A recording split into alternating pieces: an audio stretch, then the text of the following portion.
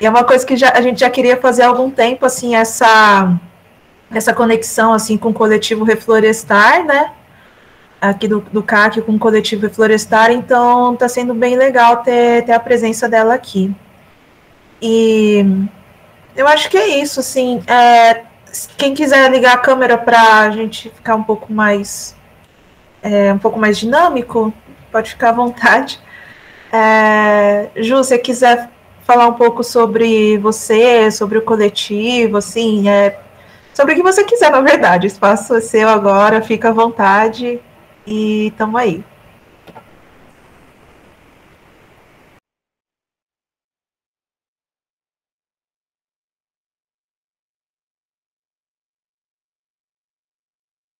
Acho que não tá saindo som.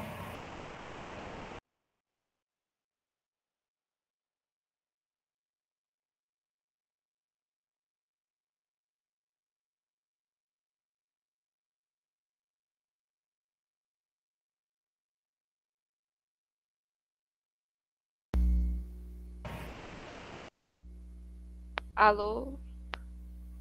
Agora foi. Agora foi. Não tinha colocado o fio no negócio. Boa noite, gente. Prazer. Meu nome é Juliana, eu tenho 20 anos, sou militante do movimento indígena. Cheguei ontem em casa, até anteontem eu ainda estava no acampamento indígena em Brasília, fiquei lá um mês. Sou do coletivo Reflorestar, que é um coletivo aqui da minha cidade, Araruama, Saquarema, onde a gente tem um projeto de estudo também, mas principalmente reflorestamento, e outros projetos também. A gente está fazendo uma horta coletiva também de alimentos crioulos, orgânicos, aqui na nossa cidade. Enfim, a gente está caminhando ainda. Enfim, prazer em conhecer todos. Aí vocês querem que eu fale alguma coisa já direto ou vocês vão falar alguma coisa antes? Ju, se você tiver vontade para falar, sim, senão a gente pode ir fazendo perguntas, o que você se sentir mais à vontade para fazer, assim.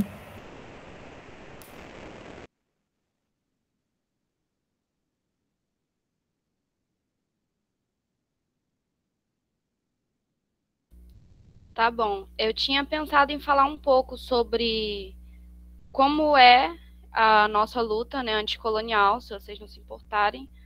E depois, se vocês quiserem, a gente conversa sobre o acampamento, ou se vocês preferirem fazer o contrário também, tanto faz.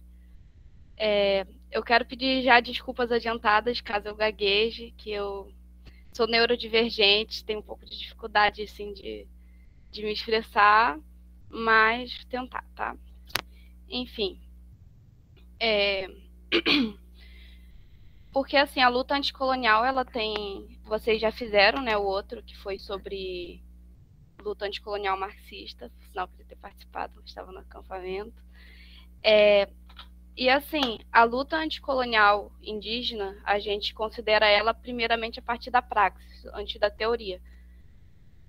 Ah, não aconteceu? Ah, pena. Caso ainda vá acontecer, então dessa vez eu vou participar. Enfim, a gente costuma dizer na luta anticolonial indígena que a gente tem sim a nossa parte teórica, a nossa orientação teórica, né, alguma coisa que a gente segue, mas que a luta anticolonial indígena ela começa na praxis. A gente não tem o primeiro autor indígena anticolonial. A gente considera que o primeiro indígena anticolonial, a primeira pessoa da luta anticolonial foi a primeira pessoa, o primeiro indígena que começou a lutar contra a colonização lá na invasão. Então, a nossa tradição ela já começa na prática, ela não começa na teoria. E também a nossa teoria ela não é só acadêmica, ela não é só escrita. A nossa teoria ela é sobretudo oral. Ela é sobretudo, as nossas fontes são sobretudo os nossos anciãos, os nossos pajés, os nossos caciques. Porque a prática anticolonial também é saber que o conhecimento está fora dessa estrutura, que é externa a nós. Também valorizar nossos saberes tradicionais. O que também não quer dizer que a gente também não esteja produzindo conhecimentos acadêmicos. A gente também tem, hoje em dia, para a luta anticolonial, uma produção acadêmica até bem extensa. E daí, se vocês quiserem algumas indicações de autores, tem o doutor Edson Caiapó, que ele é historiador, doutor em educação, ele é professor de uma universidade pública, que eu não lembro qual é, mas enfim. O Ailton Krenak também, Daniel Munduruku, Gerson Baniwa. Laís Machacali, ela é socióloga, especialista em encarceramento indígena e relações étnico-raciais. E também a Geni Nunes, do povo Guarani, que é psicóloga social, doutoranda também em relações étnico-raciais. Ou a Júlia Dorrico, que é linguista, doutora também linguista, especialista em literatura indígena. Todos esses autores têm produzido uma vasta teoria anticolonial indígena que se baseia principalmente nos saberes dos nossos anciãos, saberes orais, mas que também bebem de outras fontes, como Fanon ou a Vandana Shiva, né, lá da Índia. Então, se vocês quiserem, eu posso digitar o nome deles aqui. Enfim. Então, tem uma vasta produção também escrita, mas não só. Aí, por favor, alguém fala outra coisa, que eu vou digitar o nome aqui.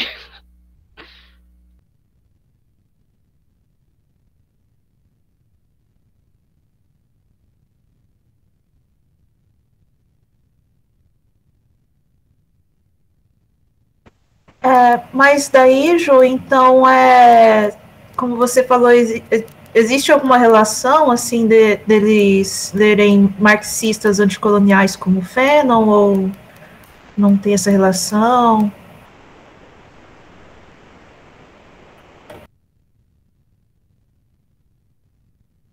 Eu acho que, assim, toda luta anticolonial, pelo menos para os povos indígenas, sempre é anticapitalista. Antes desse contato, antes de vir o marxismo para cá, a gente já era anticolonial. Mas quando chega essa linha teórica, a gente se orienta, assim, em grande parte pelo materialismo histórico dialético. A gente sempre foi anticapitalista, só que nem sempre marxista, nem todos, né?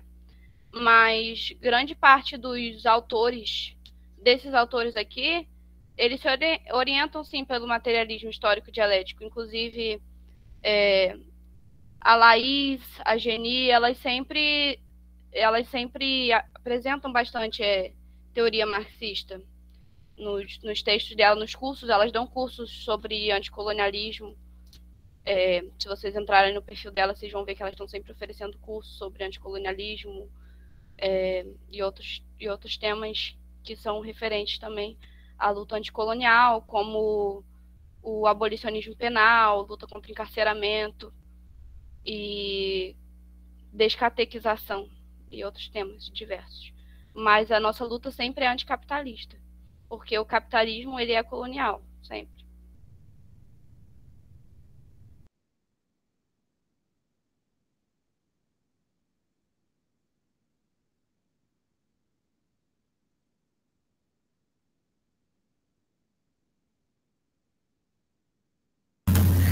Ju, eu posso fazer uma pergunta?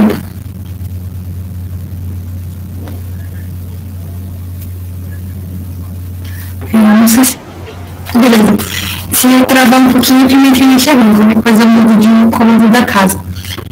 Eu queria te perguntar sobre se você, com os militantes indígenas que você ficou, assim, nesses últimos tempos, ou autores indígenas que você lê e tal, se você dá conhecimento de programas políticos para esse processo de superação do capitalismo, assim. Porque eu já li em relação aos povos indígenas no Chile, que tanto a classe trabalhadora branca, né, e os camponeses e os povos indígenas, eles tinham pelo menos na época do Allende, uma ideia de um programa conjunto, e hoje acho que os comunistas chilenos também pensam nisso, né, na defesa de um Estado plurinacional no Chile. Principalmente em relação à luta pela nação do povo Mapuche, né, e tudo mais. E aí eu queria perguntar se tem alguma coisa nesse sentido no debate da superação do capitalismo no território brasileiro. Tipo, como que vocês trabalham isso, assim? Vocês discutem essa questão, tipo, um Estado plurinacional? Tem alguma coisa assim?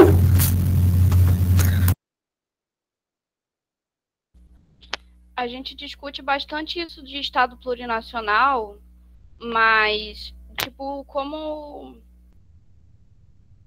uma alternativa, assim, né? Como foi feito na Bolívia. A gente concorda com isso. Só que outra coisa que a gente discute bastante é sobre como essa nação, desde o começo, ela é colonial. A gente muitas vezes não se refere como brasileiro, porque a gente sempre foi visto como inimigo externo, mesmo dentro do nosso território, porque a gente nunca fez parte do projeto de nação que é o Brasil. Então, a gente pensa assim, a gente discute sobre Estado plurinacional, só que a gente também precisa entender que a própria ideia dessa nação nunca nos incluiu. Então, a gente discute a própria ideia de Brasil, se ela é necessária continuar, porque eu não vejo necessidade de continuar um Estado que o próprio projeto dele sempre foi colonial. Eu acho que a gente pode pensar para além do Brasil, pensar outras alternativas.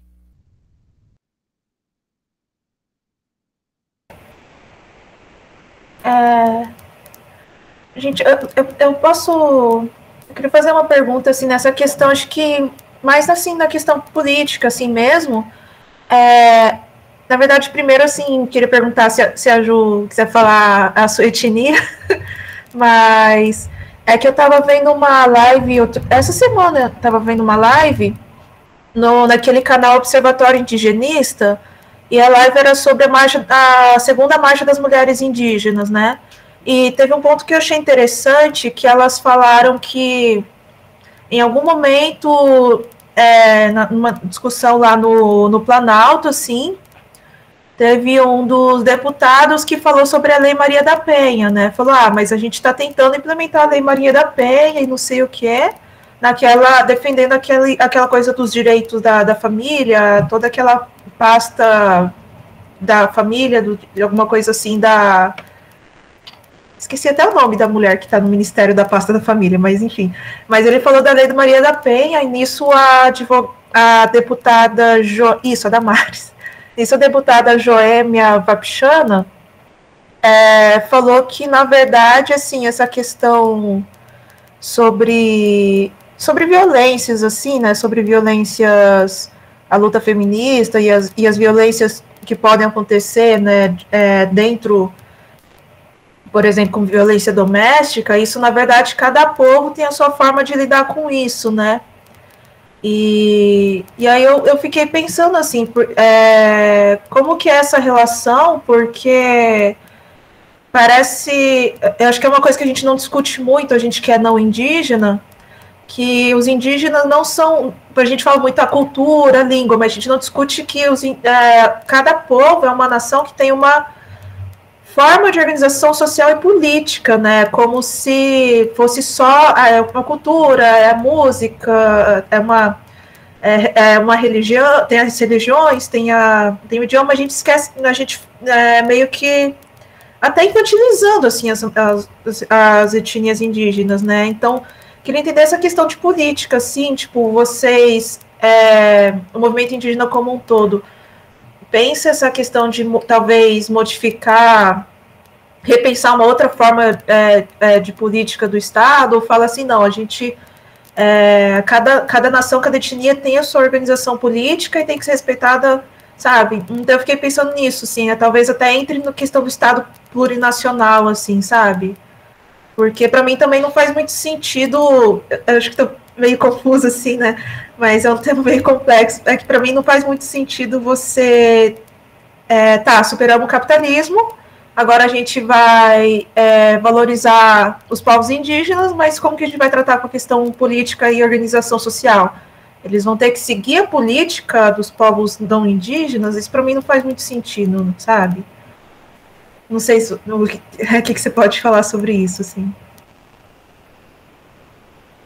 Sobre meu povo, eu sou do povo Laclano Xuclém, Santa Catarina. E sobre o que você falou, assim, sempre que a gente vai... Claro que o movimento indígena ele não é uma coisa só, né? Tem parte indígena que é marxista, tem indígenas, grande parte que são anarquistas, tem... Mas o movimento em si, tipo, nossa tradição é anticapitalista, isso é um fato, né? Mas a questão sobre nossa organização social. Cada povo tem uma organização social muito distinta uma da outra. E sobre essa parte do nós vamos lidar com isso da nossa maneira, cada povo também tem sua forma de lidar com esses problemas. A Laís Machacali, ela tem um curso só sobre isso, porque ela fala sobre encarceramento indígena e antipunitivismo. Eu não vou saber falar tão bem sobre isso, ela vai saber falar melhor do que eu, então, se alguém quiser entender melhor desse tema, eu recomendo que faça um curso dela. Mas, assim, a justiça indígena, ela sempre tende a ser para aprender, não é para punir. Grande parte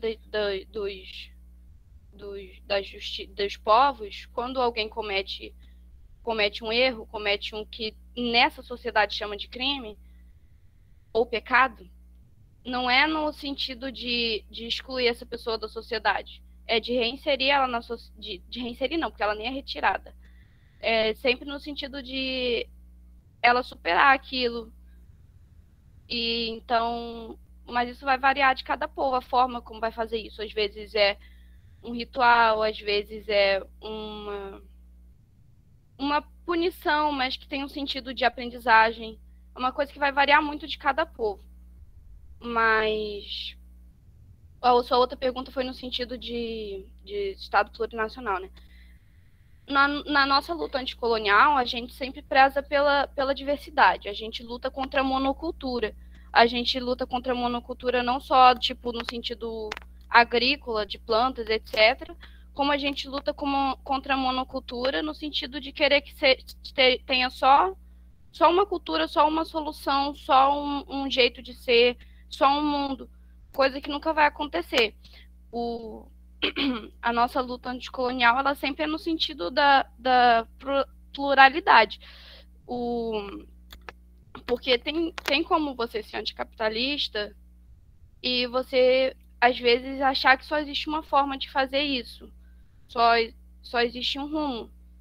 Mas a nossa luta anticolonial, ela sempre é no sentido de respeitar a autonomia de cada povo.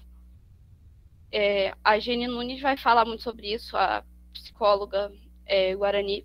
Ela tem muitos textos sobre isso, sobre no sentido da nossa luta anticolonial ser também uma luta sobre todo tipo de monocultura.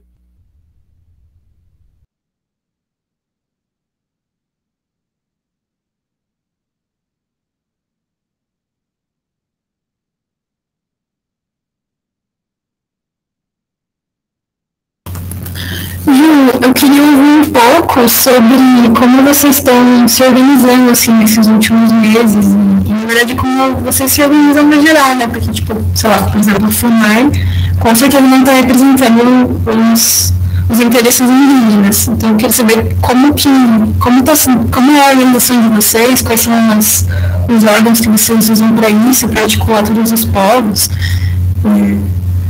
Tá horrível? Não tá dando pra entender nada do que eu tô falando? Não, dá pra ouvir, mas tá muito difícil. Você entendeu? Beleza. A gente tem nossas organizações de base. As nossas organizações de base elas se organizam por região, e daí os nossos povos se organizam por região. E aí tem a PIB, que ela unifica todos os movimentos de base indígena, que é a Associação dos Povos Indígenas do Brasil.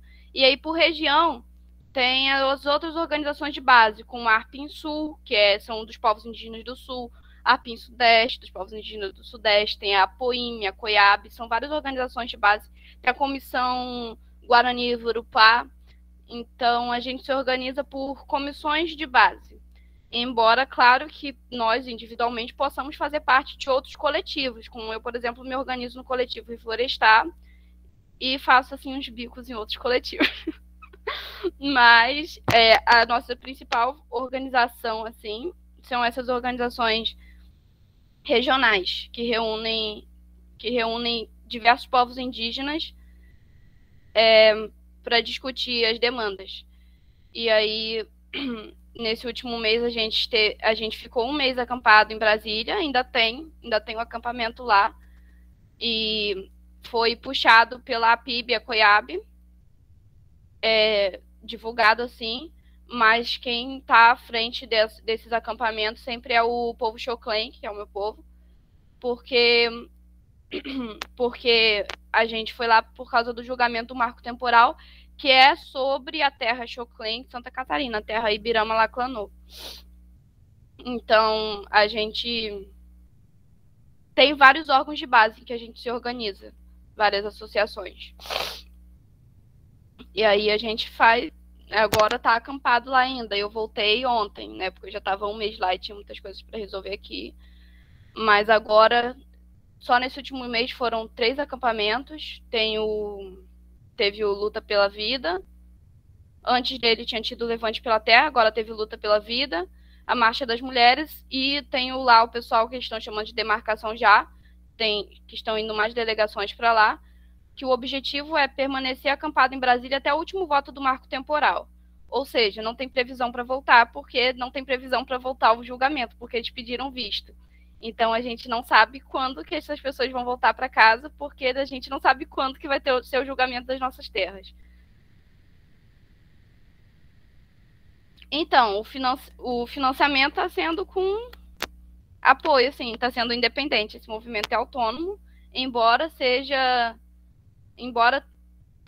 mais próximo da organização de base da Arpim Sul, que quem está à frente é o Cretan Kaigang e a esposa dele, Isabel. Mas esse é um movimento autônomo. Mas mês que vem, em outubro, tem outro que é dos estudantes indígenas quilombolas também. Enfim, a gente está sempre se reunindo.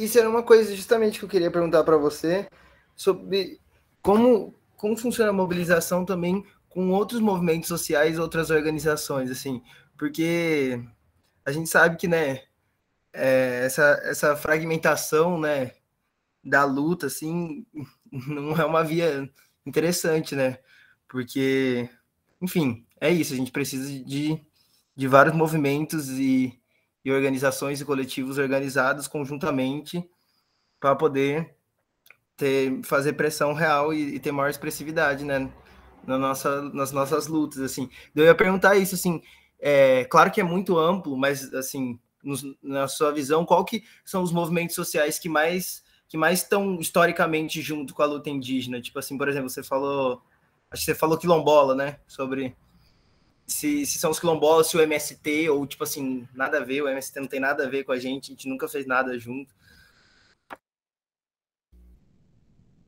Os quilombos, eles surgem da união do povo preto com indígena mesmo, né? Então a gente sempre esteve junto, quilombo também é indígena.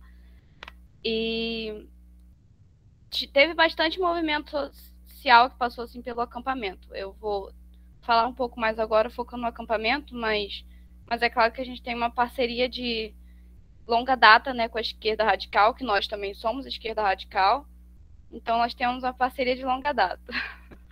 Mas pelo acampamento passou bastante gente do MST, passou bastante gente do Movimento Bem Viver, passou gente da UP, passou gente de muitos lugares, de muitos partidos, muitas organizações. Tinha bastante gente do MST lá. Enfim, a gente está nessa parceria e a gente também constrói esses movimentos, né? A gente não só se alia, como a gente faz parte também.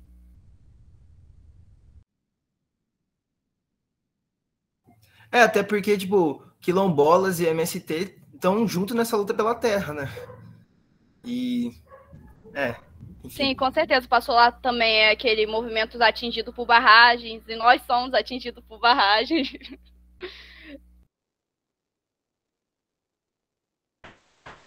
Ju, então eu queria, tipo, se você puder falar um pouquinho, assim, da sua experiência no acampamento, assim, tipo,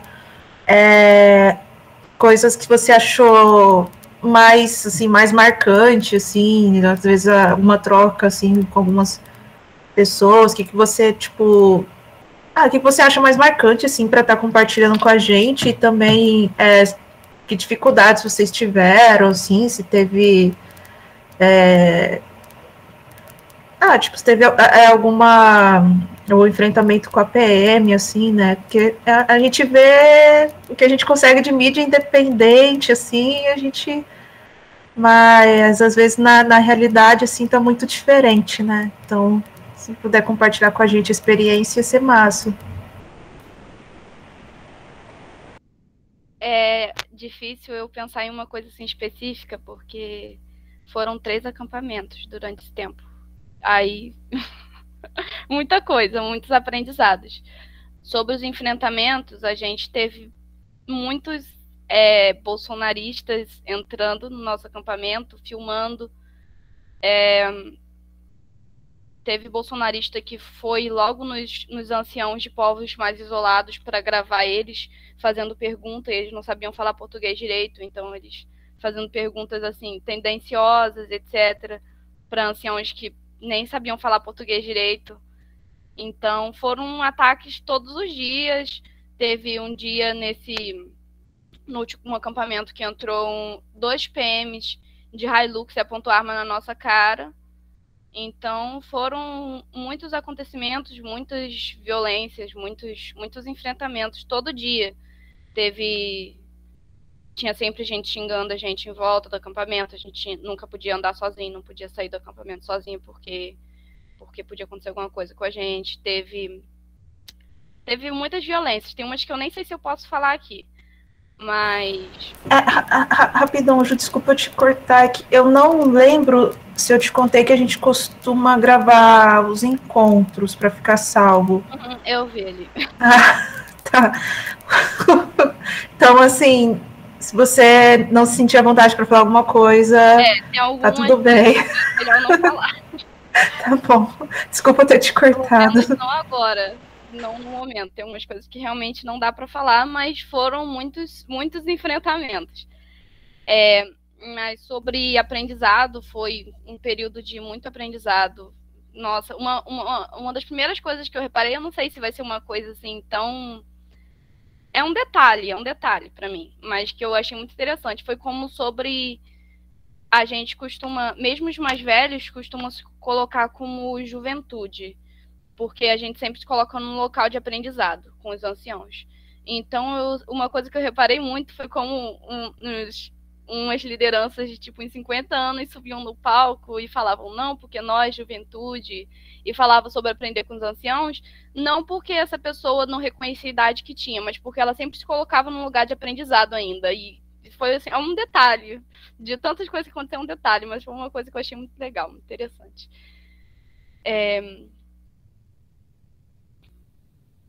Enfim, é tanta coisa, eu não sei nem o que dizer, porque foi tanto aprendizado.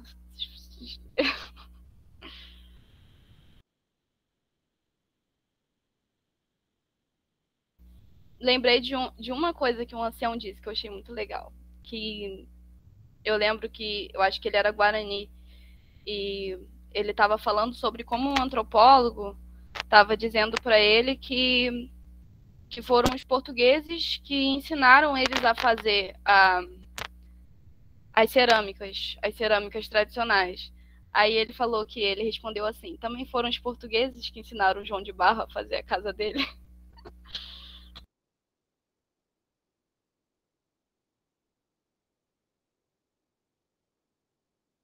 Gostei, gostei.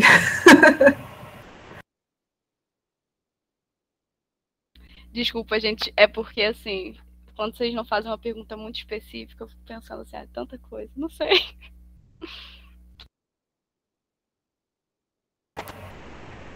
Gente, fica à vontade aí para perguntar, para comentar coisas aqui.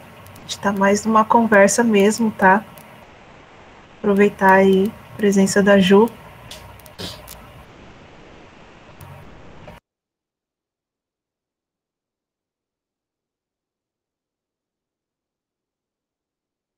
Senão eu vou ficar perguntando mais coisa, se ninguém falar. Eu queria saber, assim, eu queria entender qual que é a ideia da luta anticolonial marxista, não, indígena, assim, que a gente falou um pouquinho no começo, mas eu queria, assim, não que, né, não sei, você passou, inclusive, depois passa pra gente aquela lista, por favor, Lívia, que eu não anotei dos autores que a Júlia passou. Mas não sei, se puder explicar um pouco, assim, mais, porque a gente falou brevemente, daí passou para outras questões, e eu... talvez eu não tenha pego, assim, a ideia. Se puder, não sei. Então, a nossa luta anticolonial, ela é contra toda estrutura que faz parte da invasão, faz parte... A psicóloga Jenny Nunes, ela tem o costume de falar que toda estrutura que veio para o país depois de 1500 é colonial. Deixa eu ver como que ela fala exatamente. As estruturas políticas, econômicas, religiosas vigentes no continente.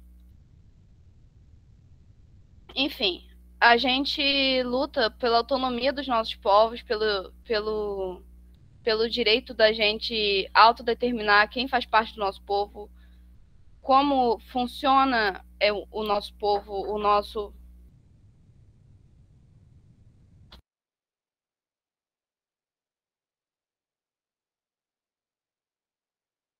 Como a gente se organiza, a gente luta contra o agronegócio, a gente luta pela agricultura familiar, pela nossa forma tradicional de plantio, contra todo tipo de monocultura. A gente luta contra a catequização, contra os missionários nas nossas aldeias. A gente luta contra o capitalismo, contra o extrativismo, seja ele da agricultura, seja da mineração. A gente luta... Enfim, a gente luta contra toda estrutura que for colonial, a gente luta contra o epistemicídio, pelo direito de reconhecer os nossos saberes como ciência. Enfim, é isso.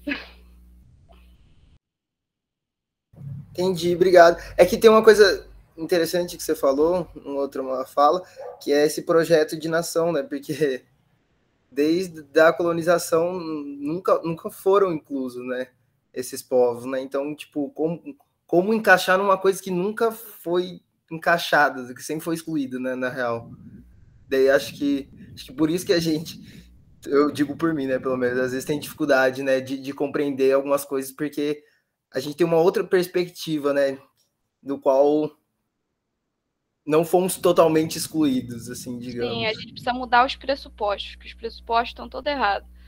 Inclusive, a gente só passa a ter direito à cidadania, a gente só passa a ter direito a voto muito recentemente, em 1988. Até então, a gente não era considerado cidadão, e indígena era considerado uma categoria racial transitória, em que, a partir do momento que a gente se tornava brasileiro, a gente automaticamente deixava de ser indígena.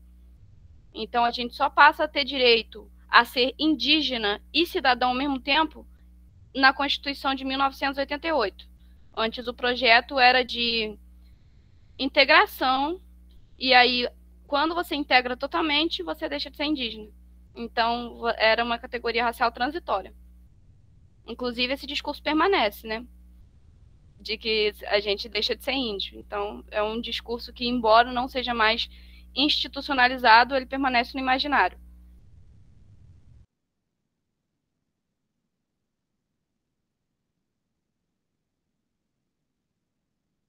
Inclusive, quem se aprofundar nesse tema, tem um livro da Fernanda Espósito, que é Nem Cidadãos Nem Brasileiros, que fala justamente sobre isso.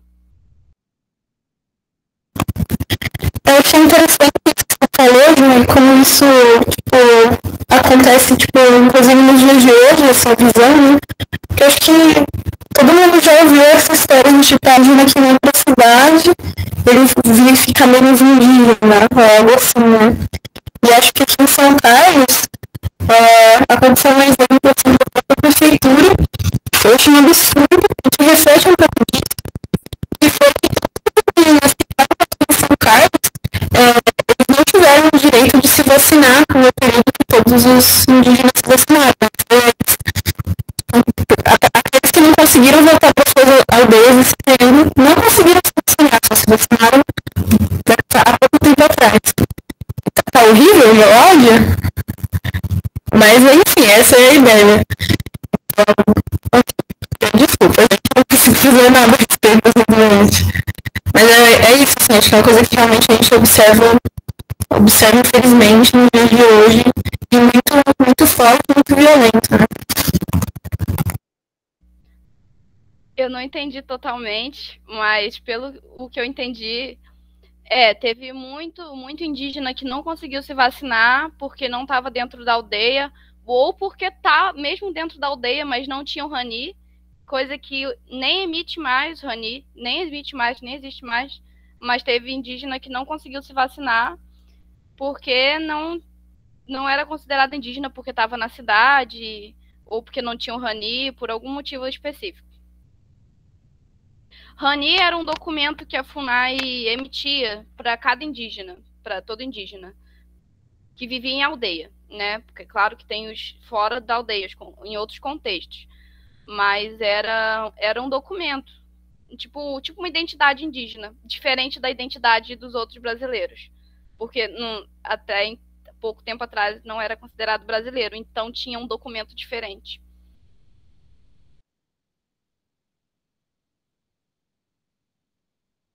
Mas eu conheço várias pessoas próximas a mim que não conseguiram se vacinar pela vacinação indígena ou que precisaram de advogado para conseguir se vacinar, porque não queriam aceitar.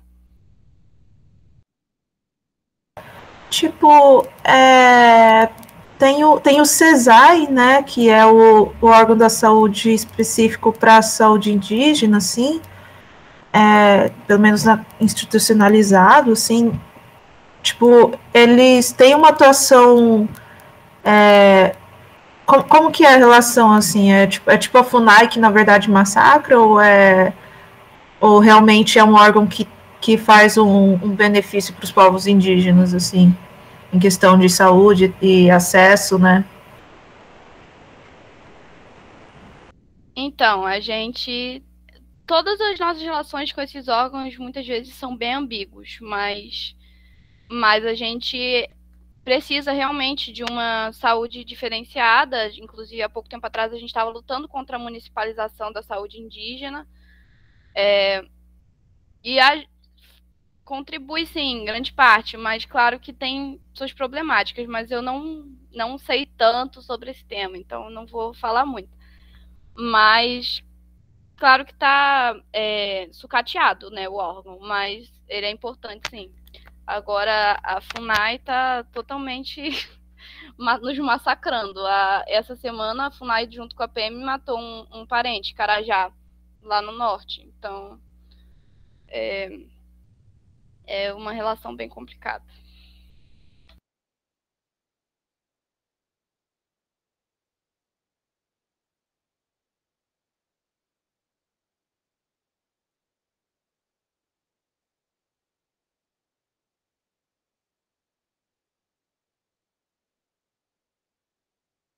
Hoje em dia, a FUNAI não emite mais esse documento, Rani. Então, não existe mais. Quer dizer, existe, mas, quem já tinha, não emite mais.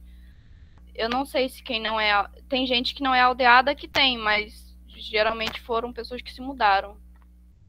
Mas daí então os indígenas, assim, tem o RG, assim, e, tipo, nacionalidade brasileira, assim, para todos, independente se é aldeado ou não. Sim, sim.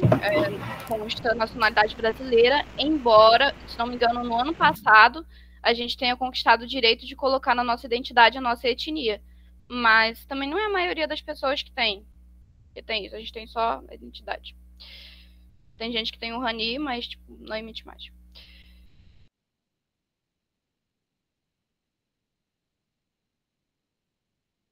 Na minha identidade não tem minha etnia, tô só brasileira.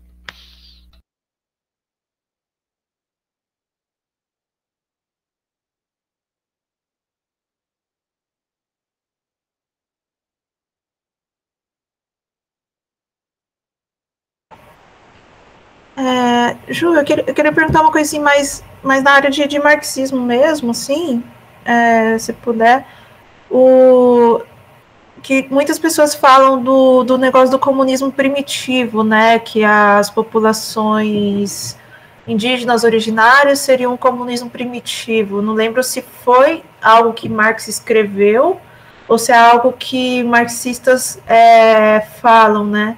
Mas daí eu já vi indígenas, assim, algumas pessoas que eu sigo no Twitter, falando que não faz sentido falar em comunismo primitivo porque a noção de comunismo é uma categoria marxista e os povos originários são anteriores a isso, né? Então não faria sentido. E queria saber, tipo, sua opinião, assim, sobre isso, assim, tipo, seria um comunismo primitivo, assim, ou não? Não faz sentido falar disso? Eu acho que eu tenho uma opinião um pouco ambígua sobre isso. Concordo e discordo. Eu não tenho leitura suficiente sobre isso para ter uma opinião super, assim, bem estruturada. Eu vou dar minha opinião aqui, mas ela com base assim, na minha percepção do que eu já li. Eu acho... Primeiro que eu acho problemático chamar a gente primitivo, né? Acho bem problemático, não gosto não. Mas, assim, eu entendo essa crítica de falar que não é comunismo, porque o comunismo, ele não é só a ideia de sociedade igualitária, ele é uma sociedade igualitária após a superação do capitalismo. E a gente não superou o capitalismo, a gente estava nos nossos modos tradicionais de vida. E também nem todo povo pré-colombiano, todo povo nativo, necessariamente se organizava de uma maneira não hierárquica, descentralizada. Por exemplo, a gente teve impérios aqui. Então, eu acho problemático e tanto racista generalizar os povos indígenas dessa maneira. Mas não quer dizer que a gente não possa usar nossas formas tradicionais de vida como uma orientação, como um horizonte a se seguir dos povos que prezam pela coletividade, pela igualdade, pela liberdade, pela autonomia, por reciprocidade. Não quer dizer que a gente não possa usar isso de orientação. Eu acho que a gente deve sim usar isso como um horizonte. Eu só não sei se eu chamaria dessa maneira. Eu não chamo a gente nada de primitivo, eu não chamo a gente primitivo, que eu acho problemático. Claro que é em outro contexto, né? Eu não estou também criticando, porque também não quero ser anacrônica, está em outro contexto, não sei se já tinha essas críticas ou não. Mas eu acho que a gente deve se usar de horizonte. Eu uso os meus ancestrais para mim, os que vieram antes de mim são também para onde eu quero ir. Mas não sei se eu chamaria dessa maneira.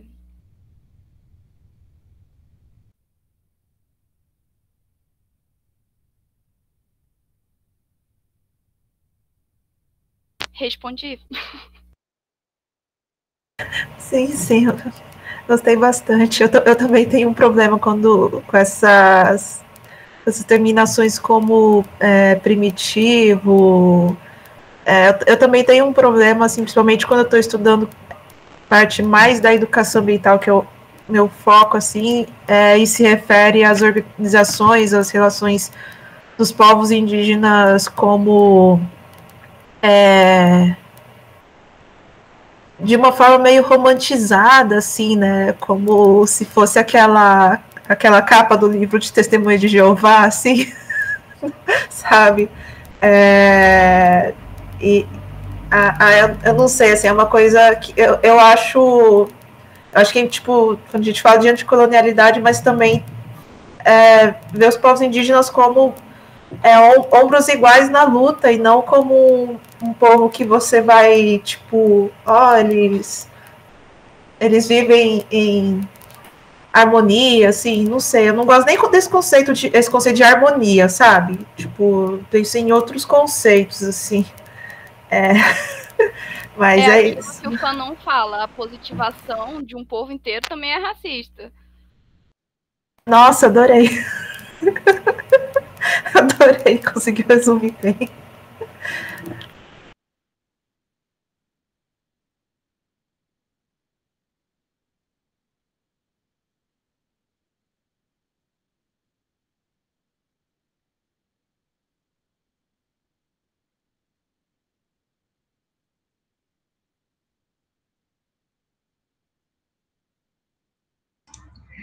Eu queria fazer um comentário, meio uma pergunta, não sei se o Gabriel vai falar alguma coisa, se alguém vai comentar sobre o que ele falou também. Acho que não, né? Mas, enfim, o que eu queria falar, né? Primeiro, né? Agradecer pela participação da Juliana, muito bom. Você tá aqui, né? Tá conversando aqui com a gente, muito bom mesmo. E, enfim, assim, o que eu queria falar são 3 pontos, né? Que os 3 pontos, eles conversam muito, assim, entre si, né? Primeiro seria... queria pedir para você comentar um pouco sobre como que é a relação, tipo, das organizações que você participa, do seu povo também, com a centro-esquerda, né? E com os projetos deles. Aí, esse é o primeiro ponto. Aí, o segundo ponto seria mais específico, né? A relação com o governo do PT, né? Sobre a garantia de direitos, né? Que tem, então, sobre essa contradição, né? Que sempre teve, né? Sempre presente.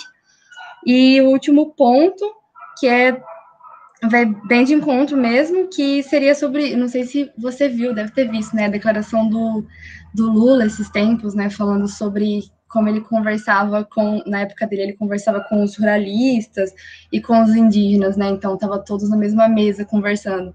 E aí eu queria saber um pouquinho sobre a sua visão, assim, né, sobre o que você queria dizer pra gente sobre essa declaração problemática, assim, né, e de tudo isso. Mas é isso. Aí, qualquer dúvida, eu posso tentar esclarecer melhor. Mas é isso, obrigada. Então, essa relação com a centro-esquerda, com o PT, ela vai variar muito, muito, muito de povo para povo, porque teve alguns lugares, alguns povos que foram beneficiados, que saíram da linha da fome durante o governo do Lula. Só que tiveram outros que foram muito prejudicados, que tiveram suas terras invadidas por agronegócio apoiado, financiado por esse governo e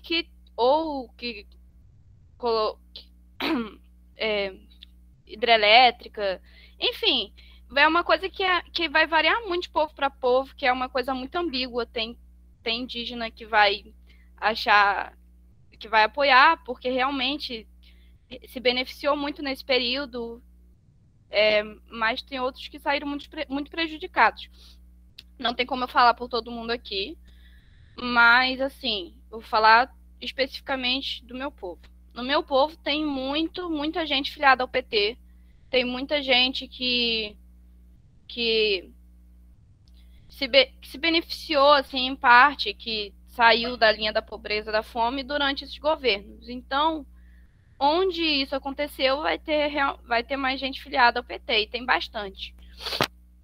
Só que, claro, que tem outros povos que foram extremamente prejudicados, né? O Brasil é um país continental, então é uma coisa muito ambígua. Mas é fato que ele beneficiou muito o avanço do agronegócio, então grande parte do movimento indígena, grande parte dos povos indígenas vão olhar como inimigo, com desconfiança, o PT por causa disso, porque saiu prejudicado, porque teve família morta em invasão de terra, porque perdeu terra agricultável e ficou sem ter onde plantar, teve rio contaminado pela mineração. Inclusive, a parte do movimento indígena que tem desconfiança com a esquerda, que é anti-esquerda, muitas vezes é porque acha que isso é esquerda, que acha que a esquerda liberal, o centro-esquerda é a esquerda. E aí tem essa desconfiança e não se diz nem de esquerda nem de direita, porque o que essas pessoas veem como esquerda foi o governo do Lula, que prejudicou muito os povos indígenas. Então, em grande parte do movimento indígena, embora se coloque sempre como anticapitalista e como uma posição de esquerda radical, muitos não se dizem como esquerda porque a representação que eles tiveram mais próxima de esquerda foi essa. Agora, sobre a declaração do Lula sobre os ruralistas, não nos surpreende, né?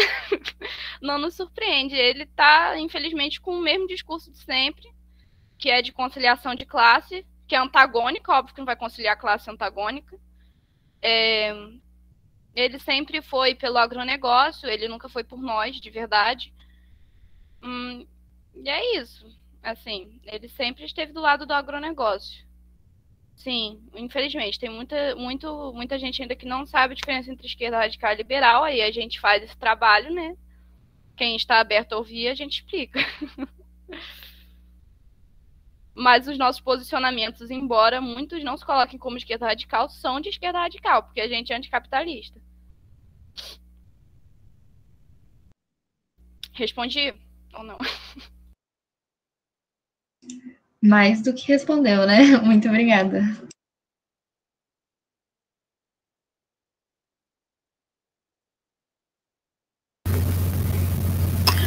Gente, eu mudei de lugar, por isso ficou melhor?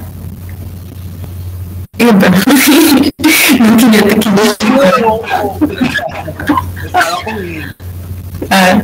o que você falou, Gabriel? Tá melhor?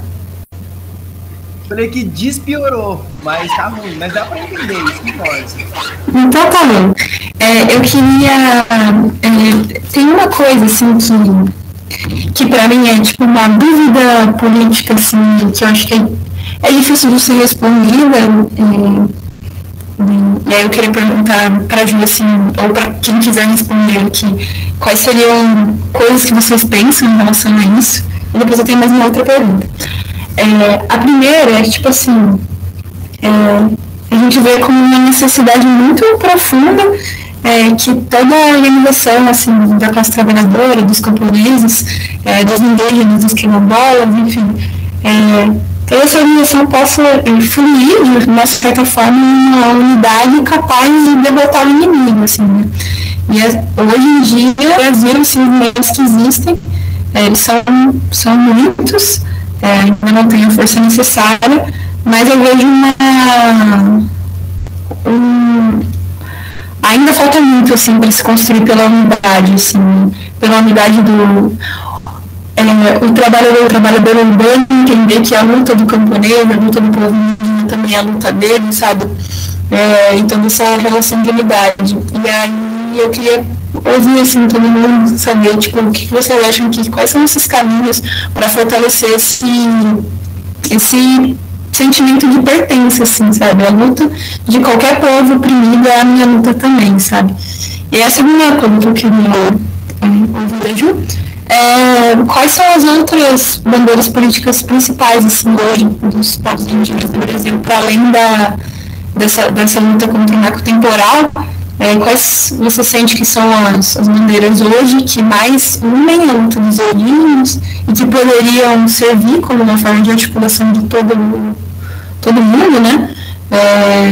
E quais que provavelmente nos próximos anos vão ser, assim, algo nesse sentido, assim, quais são as principais tarefas táticas no desenvolvimento.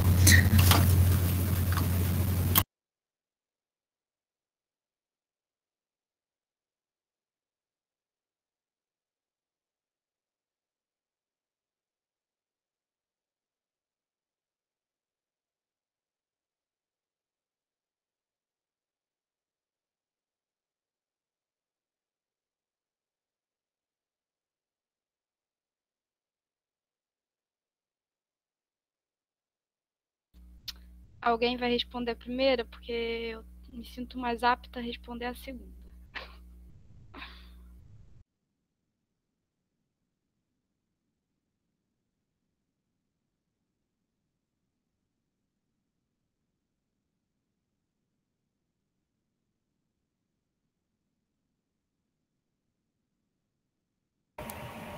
Pelo que eu entendi da questão da Francinha, é mais no sentido, assim,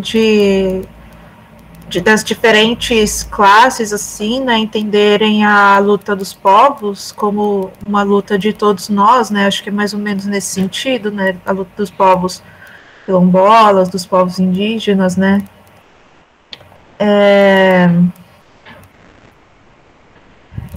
Cara, tipo, é uma questão, assim, tão complexa, assim, porque buscar unidade de povos do campo, cidade. Então, é uma questão bem complexa, porque a gente vê, assim, pela própria, tipo, existência aqui do CAC, né? Já foi questionado, assim, pelo menos para mim, quando a gente estava idealizando o coletivo, né? Ah, mas por que vocês vão fazer um coletivo ambiental se vocês estão na cidade? Sabe? Então, ou então falar assim, mas você vai fazer uma... mas isso é questão agrária, né? Não sei.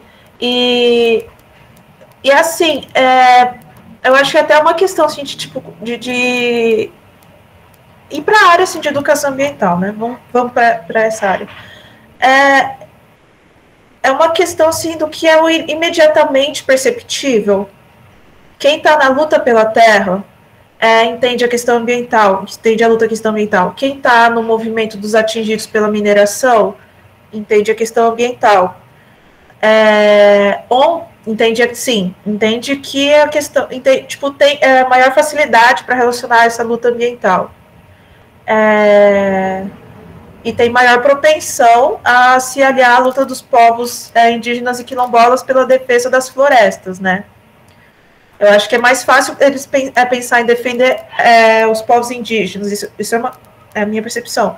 Acho que é mais fácil muitas pessoas trabalhadoras pensar, não, a gente tem que defender os povos indígenas, porque eles defendem as florestas e está tendo crise climática, do que entender os povos indígenas como povos irmãos também, né?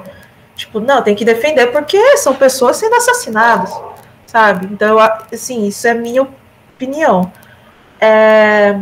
Mas eu acho que tem esse problema do imediatamente perceptível, sabe? É muito difícil você relacionar por que pessoas do interior de São Paulo têm que estar lutando contra o desmatamento da Amazônia, sabe? É mais fácil você juntar, mesmo que tenha essas dificuldades, mas você juntar trabalhadores para lutar contra o fechamento da fábrica deles, do que juntar esses trabalhadores para lutar por algo que está muito distante da realidade deles, entendeu? Então, eu acho que tipo, tentar fazer meio que exercícios para trazer essa noção de totalidade, assim, né? Não sei, é o que eu consigo pensar, assim, né? Tipo, a gente tem que tentar fazer esses trabalhos de formação, de propaganda com as massas, assim, com as classes, dentro do que a partir do que é imediatamente perceptível, assim, né? E eu acho que é isso, assim, não sei, é muito complexo. Fala aí, Gabriel. Bom, vou tentar dar uma contribuição também daquilo que eu penso, porque nos últimos, sei lá, 1 ano e meio, eu venho estudado muito na área, principalmente da educação ambiental crítica, né? E realmente, que a Lívia falou, é muito complexo e é contraditório, né? Porque a nossa sociedade, as sociedades são recheadas de contradições. E a gente sabe muito bem disso. E acho que algumas coisas interessantes, por exemplo, a Júlia falou uma coisa muito massa, assim, da praxis, né? Que os povos originários, eles vêm da praxis, eles já vêm da prática, e a teoria é uma teoria pensada de um jeito diferente, né? Do que a gente está acostumado. Então, eu acho que também parte desse ponto também, um dos vários pontos a se pensar, que esses povos, da maneira como estão organizados, da maneira como vem existindo e resistindo, eles já partem da própria prática, né? Do próprio movimento. Eu sinto que é um movimento contrário do que a gente pensa, assim, nós, enquanto organização, né? Que parte da teoria, claro que não é separado teoria e prática, né? Não estou criando uma dissociação, mas a gente parece que parte de um movimento ao contrário, assim, sabe? Mas o que eu penso nessa questão de perceptiva, né? Eu acho que isso tem tudo a ver com a alienação do trabalho. Quando a gente viu na formação da ecologia marxista, que a gente vê essa questão dessa ruptura metabólica, né? Que a gente fala da relação. Porque o que media, né? A relação homem-natureza é através do trabalho, né? Dessa interação entre homem e natureza. Daí, a partir do momento que você está afastado de uma maneira que você não compreende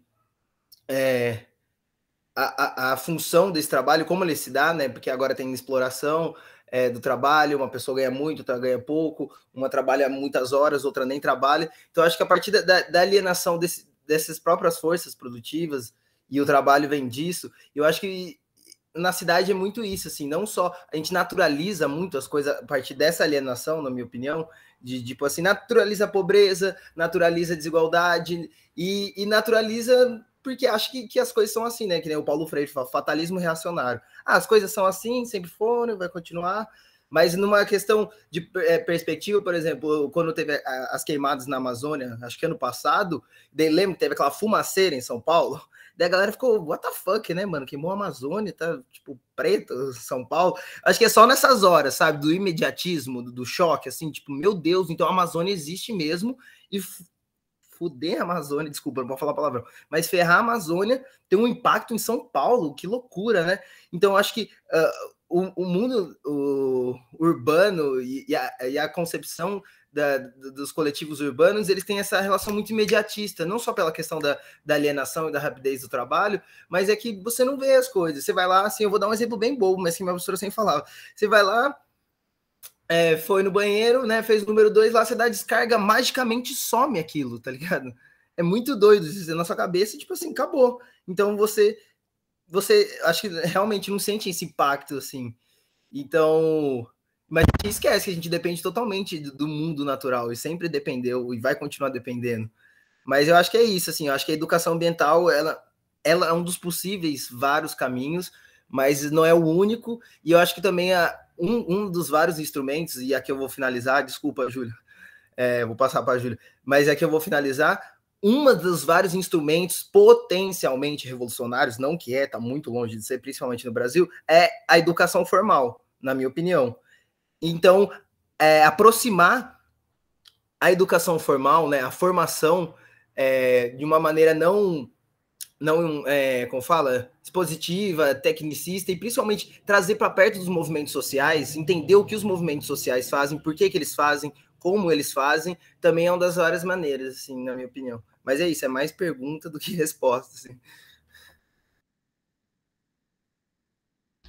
Eu ia fazer um comentário sobre isso que você disse, do tipo, da descarga e some. Porque, e tem a ver também com a pergunta no sentido de conectar uma luta a outra. É porque eu acho que uma das principais características da cultura que veio com a colonização, que é essa cultura ocidental, é a compartimentação de tudo, né? E quando você compartimenta tudo e isola uma coisa da outra, as coisas perdem a conexão. Eu acho que uma das principais características das culturas ocidentais é a desconexão, é a compartimentação. E daí, quando está tudo compartimentado, você desaprende a viver. Eu acho que é isso que o capitalismo faz com as pessoas. Eles fazem ela desaprender a viver, porque está tudo pronto. Elas não sabem fazer as coisas sozinhas. Então, eu acho que essa cultura de compartimentar é um fator que faz as pessoas perderem a conexão de uma coisa com a outra, inclusive com a luta, que é o que liga uma luta a outra. Então, eu acho que a luta anticolonial também tem muito a ver. Ela é fundamental para unir uma luta a outra, porque eu acho que a luta anticolonial, ela une todas.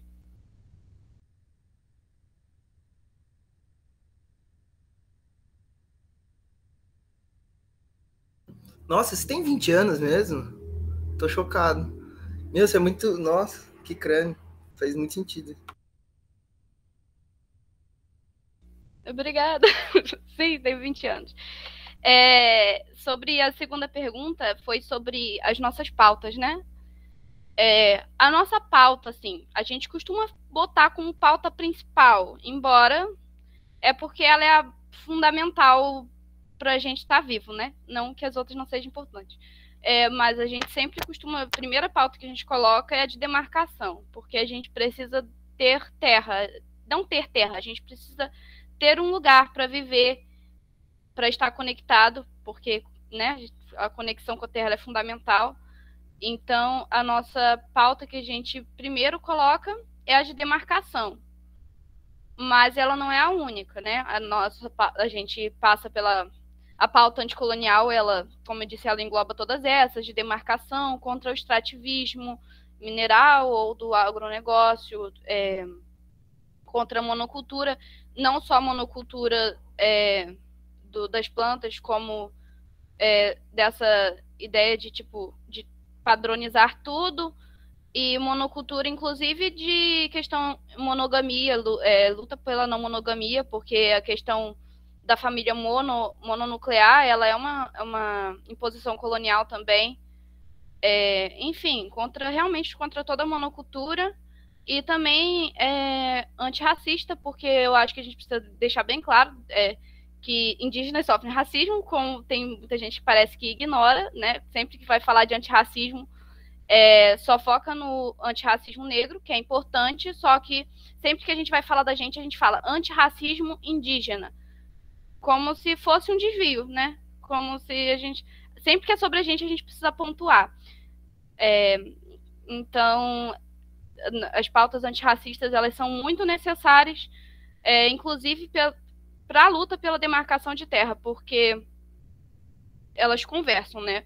O racismo anti-indígena, ele faz parte do nosso apagamento para nos negar o direito à terra. Tipo, o nosso apagamento diz que a gente não é mais indígena. Então, se você não é indígena, você não precisa ter direito à terra. Então, a gente lutar contra o racismo anti-indígena também é lutar por demarcação. Enfim.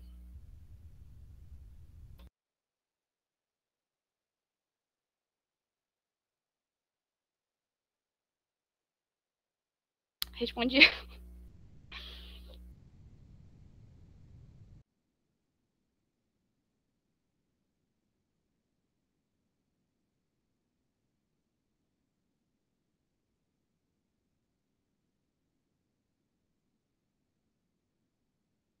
Sim, os textos da Jenny Nunes sobre não monogamia são maravilhosos.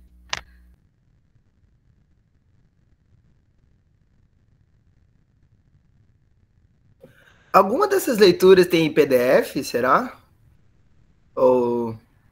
tem que dar uma caçada, né? Tem os livros do Ailton Krenak, né?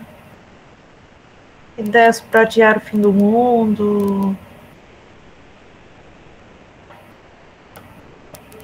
Alguns desses autores têm produções acadêmicas em PDF, inclusive agora há pouco eu estava lendo uma do Edson Caiapó, que é a... Deixa eu ver aqui, qual que eu estava lendo. Agora há pouco eu estava lendo um PDF que é sobre a diversidade sociocultural dos povos indígenas do Brasil e o que a escola tem a ver com isso. Estava lendo o PDF agora, do Edson Caiapó. Só que, assim, tem algumas desses pesquisadores que eles preferem fazer a produção científica deles fora da academia, né? Mas tem alguns que produzem na academia, outros que preferem não fazer isso, não só primeiramente porque a gente também pode produzir conhecimento fora da academia, e isso também é ser anticolonial, e segundo que a gente tem uma grande dificuldade em produzir nossos saberes no mundo acadêmico, porque às vezes a gente vai colocar nossa fonte, e aí nossa fonte é oral. E aí os professores não aceitam. E aí é tipo assim, fonte minha avó. Aí, assim, parece que para você escrever dentro da academia, muitas vezes precisa que um branco já tenha escrito exatamente a mesma coisa que sua avó disse. Na verdade, nem necessariamente a mesma coisa. Às vezes ele escreveu errado, sua avó tá falando certo. Mas daí, ele é branco, ele escreveu, então ele você pode citar. Sua avó você não pode, não.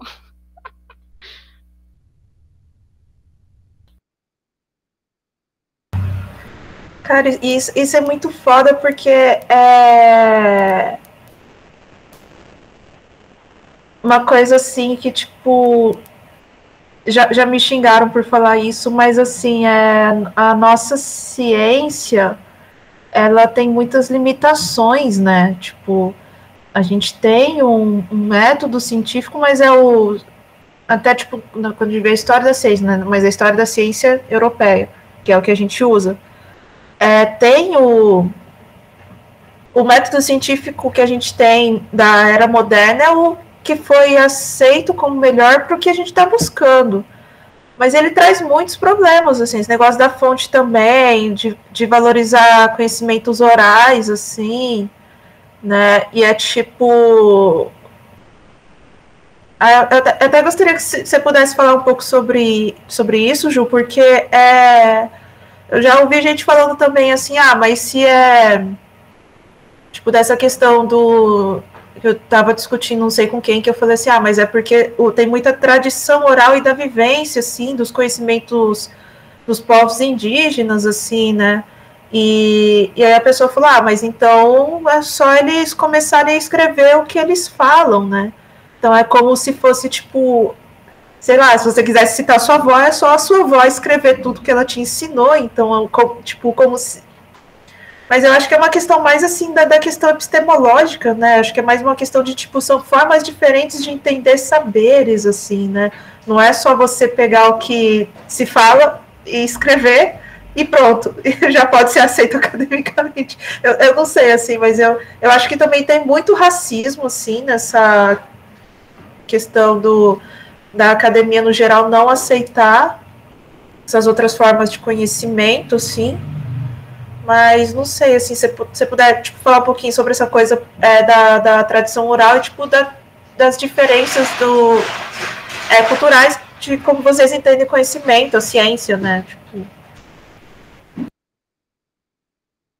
Sim, eu passo por muita dificuldade, assim, eu faço faculdade de História na UF, eu curso História na UF, e inclusive agora eu tô fazendo um curso que é Patrimônio e História Indígena, tá sendo muito estressante, porque eu sei que tá tudo errado, e aí eu vou corrigir com base, assim, qual sua fonte? Então, eu conheço esse povo. Eu conheço esse povo. Mas aí um cara branco há 200 anos, 300 anos atrás falou uma outra coisa que tá errada, daí ele tá certo. Aí eu vou lá, digito a bibliografia. Entrevista com um ancião, não sei o quê. Aí a professora já me falou que não, que eu só considero a história de verdade. Já deu a entender que história oral não é história. Então a gente passa por muita dificuldade na faculdade, assim, mesmo quando a gente faz a bibliografia toda certinha, assim, de história oral, entrevista com o ancião, não sei o quê. Coisa que, assim, antropólogo branco faz o tempo todo e é aceito, né? Então, às vezes, mesmo quando a gente segue a mesma metodologia, vindo da gente, não é aceito. Mas, enfim, realmente a gente tem um outro entender sobre ciência. A gente sempre produziu ciência, a gente tem diversas ciências, astronomia dos nossos povos, conhecimentos de plantas, diversos conhecimentos ancestrais, com base principalmente na observação, né? A gente esteve integrado, a gente está integrado com a natureza, então muitas vezes a gente não precisa de todo um laboratório, toda uma pesquisa, isolar uma coisa para descobrir como ela funciona, porque a gente cresceu vendo como ela funciona. Então, os povos indígenas sempre produziram ciência, embora a gente tenha um outro entendimento. Inclusive, tem um autor indígena que ele tem um livro só sobre ciência indígena. Peraí, deixa eu pegar aqui, que eu vou colocar aqui. Eu tô anotando tudo que você tá falando de autores e de livros aqui. Puta aula isso daqui.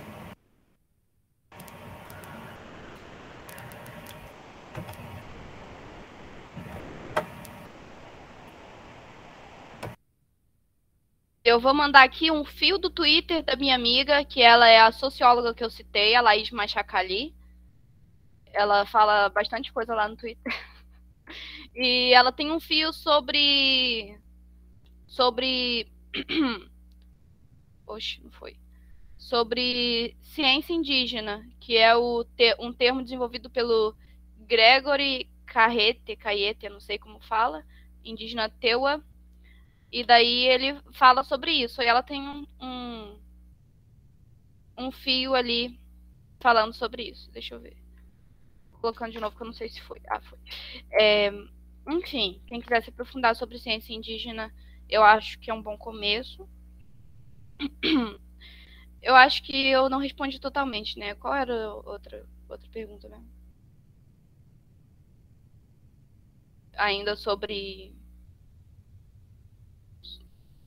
a oralidade. Ah, tá. O que eu ia falar é que, assim, nem tudo que a gente sabe é para ser escrito. Tem coisas que tem que ser orais. Às vezes, falar por que não escreve? Porque a gente não quer.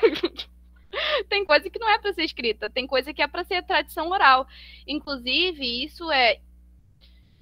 muitas vezes a gente deixa de escrever algumas coisas por questão de segurança também. Porque,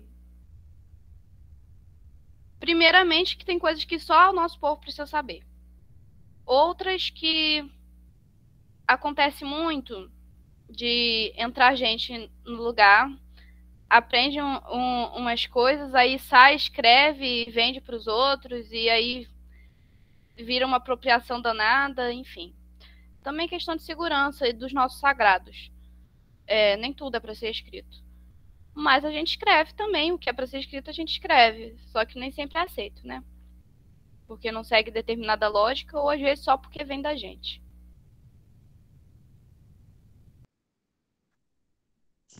Eu queria falar uma coisinha, eu achei muito interessante esse papo agora que começou. Uma vez eu estava trocando uma ideia com uma pessoa que é daqui de São Carlos, tipo, tá morando aqui em São Carlos, né, mas ela é da Bahia, o nome dela é Wara e ela é pataxó.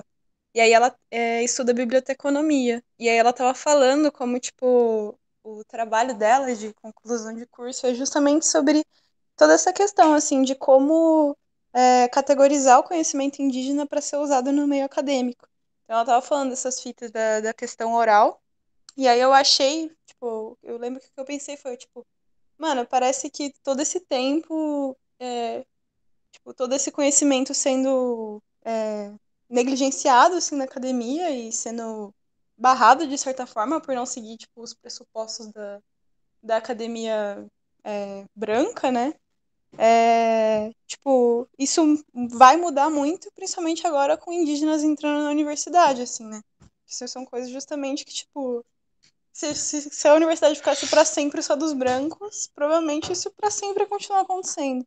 Então é muito legal que esteja acontecendo esse movimento e é uma pena que a gente ainda está bastante atrasado na academia, mas eu espero que em breve essas coisas melhorem. Eu achei esse papo muito da hora agora.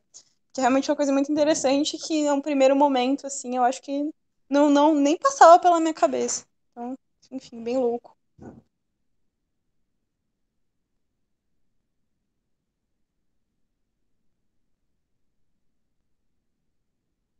Tem uma linha dentro da educação ambiental crítica. Eu não tenho certeza se é assim, se é uma linha da educação ambiental crítica ou se tem relação com a educação ambiental crítica, alguma coisa, que é a educação ambiental decolonial, né, que eu tipo, já vi umas palestras sobre isso, sim, e é bem interessante porque a gente fica... Assim, é claro que a colonialidade ela afeta diretamente os povos originários, assim, mas eu acho que ela afeta todo mundo, assim, em maior ou menor grau, sabe? Tipo, todos os males da colonialidade, assim, né? Da colonialidade das relações sociais, a colonialidade dos afetos, né? Que a Geni Nunes fala, né? A colonialidade da ciência, do conhecimento, né? Quanto que a gente não está perdendo, assim, por estar... Enfim, eu acho que ela, tipo, afeta, assim, todo mundo, mesmo que em menor grau, sabe?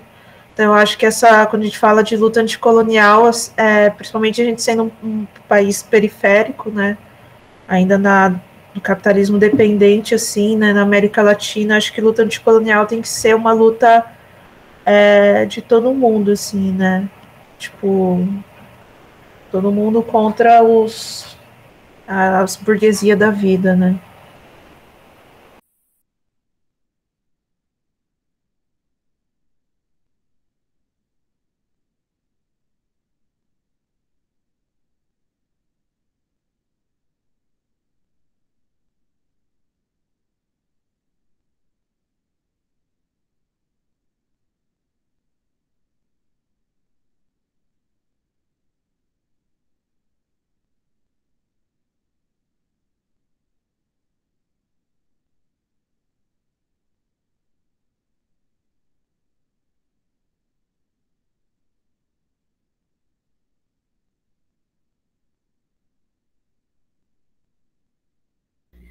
Eu coloquei esse fio aí, do Twitter, porque a minha amiga Laís Machacali, socióloga, ela tem vários conteúdos educativos anticoloniais. Aí ela fala, nesse fio tem ela falando sobre escravidão indígena, sobre reformatório Krenak, Fazenda Guarani, para quem não sabe, foram campos de concentração indígenas da ditadura militar no Brasil, em que mataram milhares de indígenas e escravizaram durante a ditadura militar, bem recentemente. Astronomia indígena, ciência indígena, história, muitas coisas, enfim. Tem bastante coisa lá, indicações de artigo, bibliografia. Eu posso mandar também no grupo.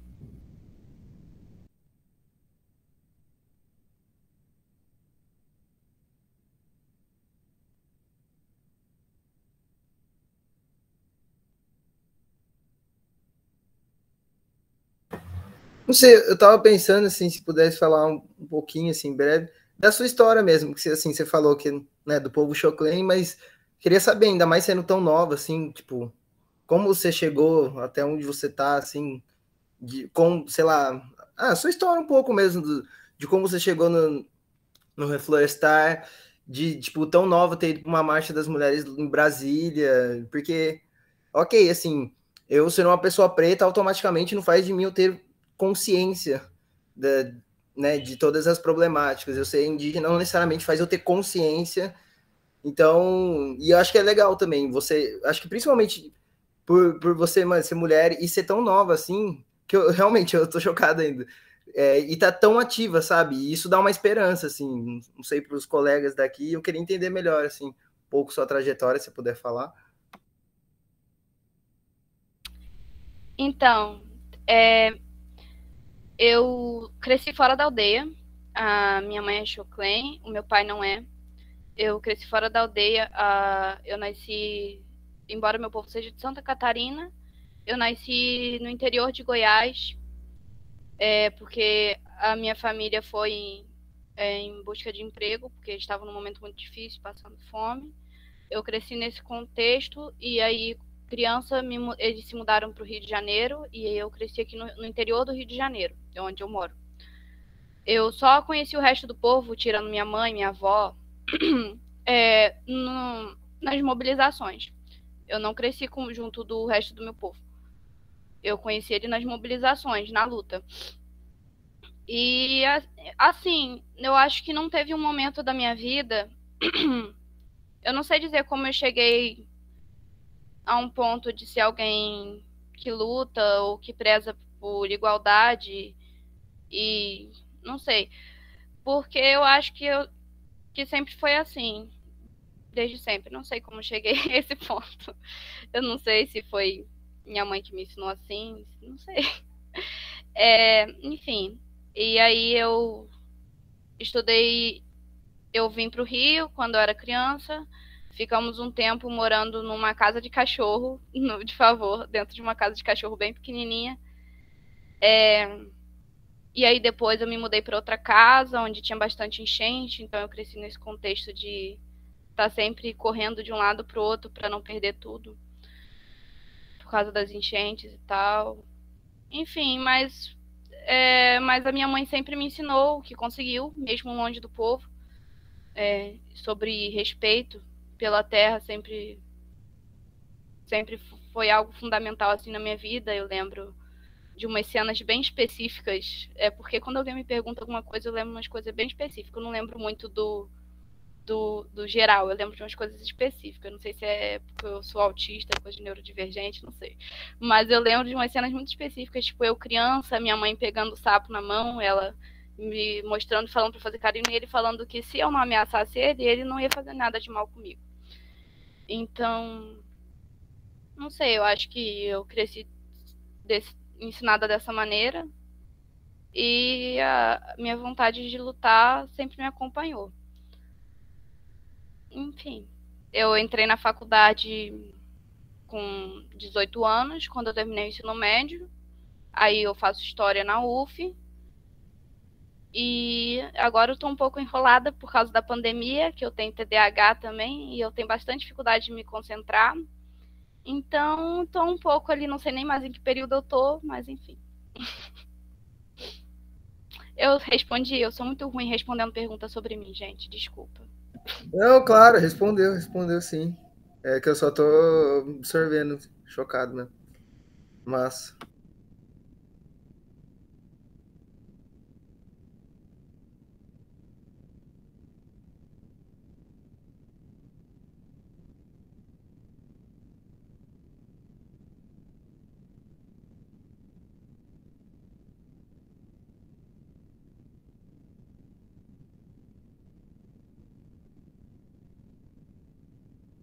Acho que a gente tá num silêncio reflexivo. Galera, tá dando... Já, tipo, deu 8 horas, assim. A gente costuma fazer nossos encontros até umas 8h30, né? Aí eu não sei se vocês quiserem continuar ou quiserem fazer alguma palavrinha final, assim. Eu acho que tá sendo bem produtivo e os silêncios estão, porque é muita coisa. Acho que estão sendo mais silêncios reflexivos mesmo, assim. Não sei se todo mundo concorda. Tem pessoal... Não vou forçar ninguém, mas quem não comentou nada quiser comentar alguma coisa, perguntar alguma coisa, assim, fica à vontade, tá? Isso é um momento mais de conversa mesmo.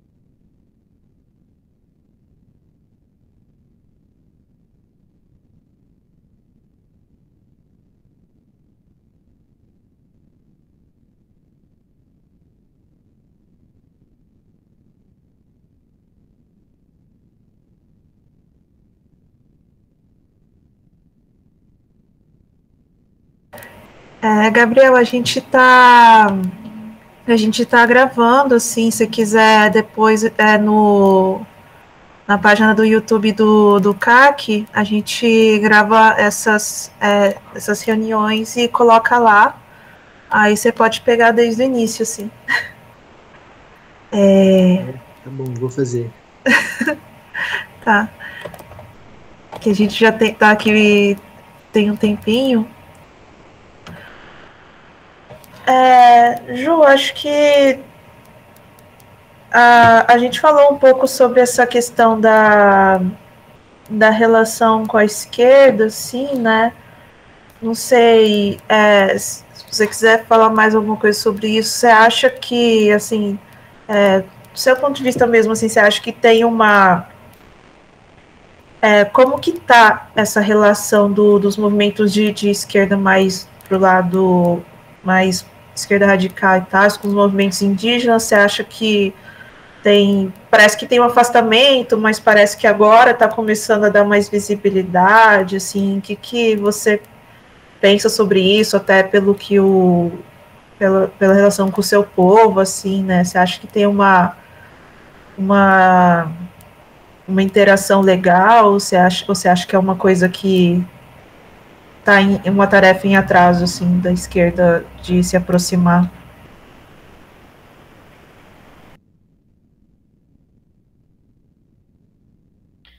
Então, eu acho que isso vai variar muito de coletivo, partido para partido, né? E assim, tem partidos e coletivos que chegam junto da gente, que somam bastante. Mas, honestamente, tem muitos partidos de esquerda radical que parece que só colam com a gente quando tem câmera. Honestamente, eu não vou citar nomes, mas tem vários partidos que parece que só falam da gente quando já tá feio não falar. Então, eu sou de esquerda radical, mas eu já fiz parte de certos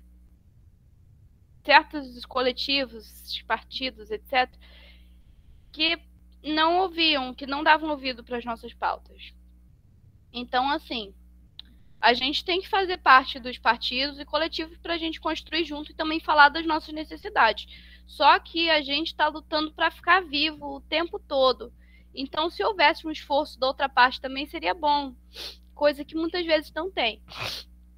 Não estou falando que são todos, tem muitos coletivos que realmente chegam junto com a gente, mas tem uma grande parte da esquerda radical que quer se colocar como vanguarda e ignora quem sempre esteve à frente da luta, entende? Então é isso.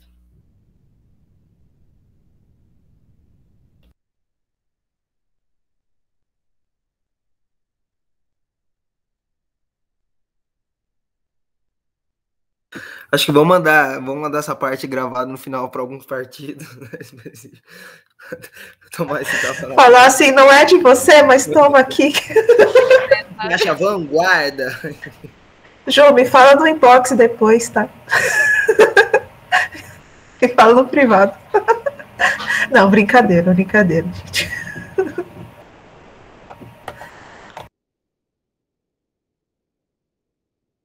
Às vezes parece que a gente tem que implorar, assim, pelo amor de Deus, escuta o que eu tô falando.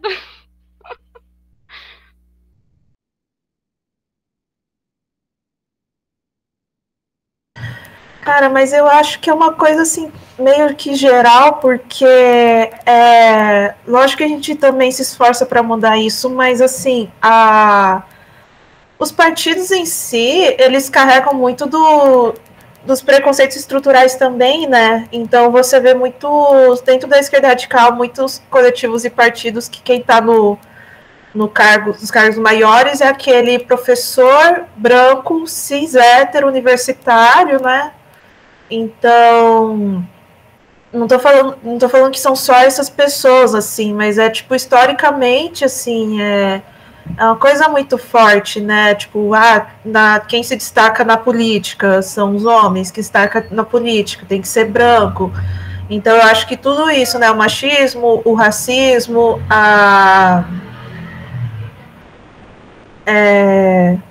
tudo isso, a própria visão, assim, de que povos indígenas são povos. Eu gosto muito eu não lembro onde que eu vi isso, acho que foi na live das mulheres indígenas, falando assim, tem que pensar em nações, né? Não é uma coisa assim mais ampla, mas assim, a gente também não discute conhecimento, política e relação, formas sociais de relação dos povos indígenas, assim, eu acho que fica uma coisa meio, é uma coisa que me incomoda, assim. Hoje eu não tô em nenhum partido, assim, hoje eu tô organizada só aqui no CAC, mas é uma coisa que me incomoda na esquerda em geral, principalmente essa esquerda mais, como é que eu posso dizer?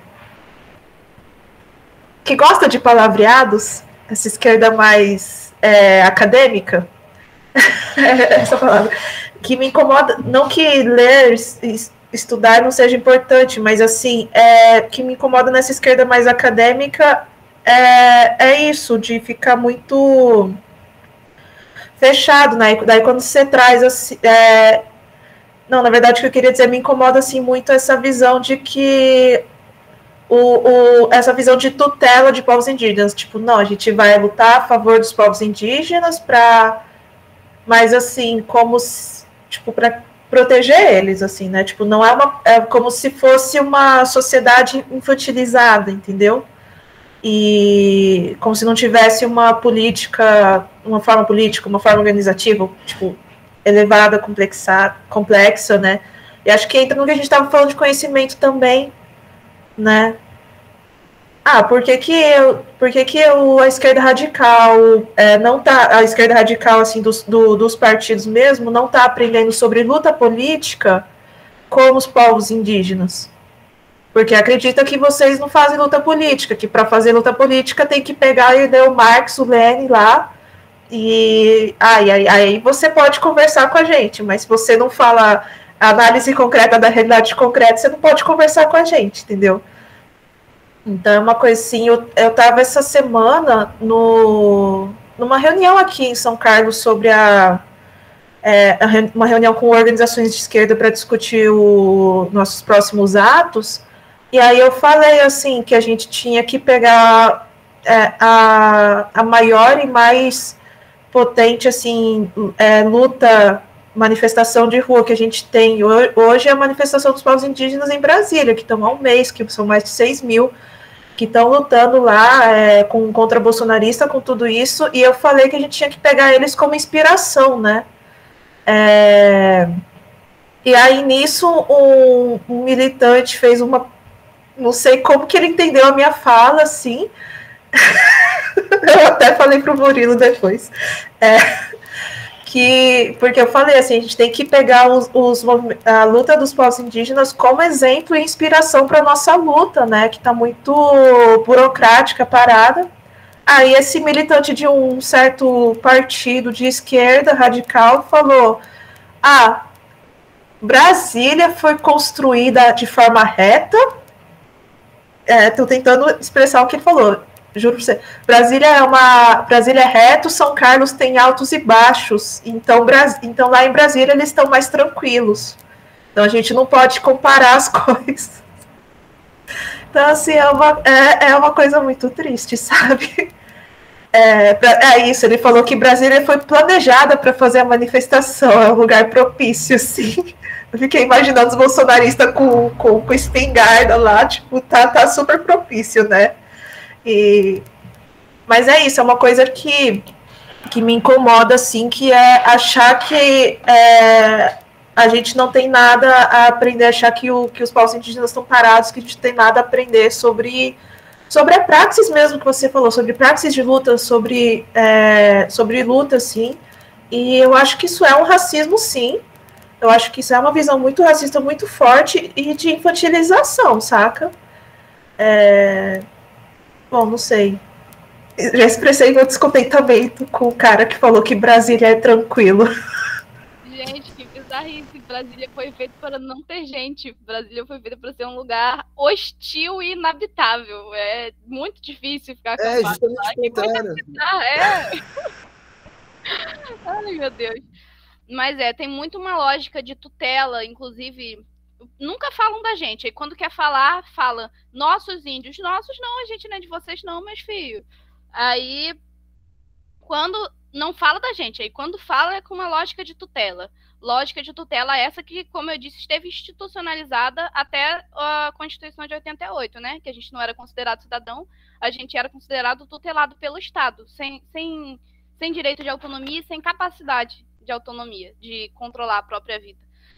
Então, até pouco tempo atrás, a gente era institucionalmente tutelado e, na cabeça de alguns, a gente continua sendo tutelado.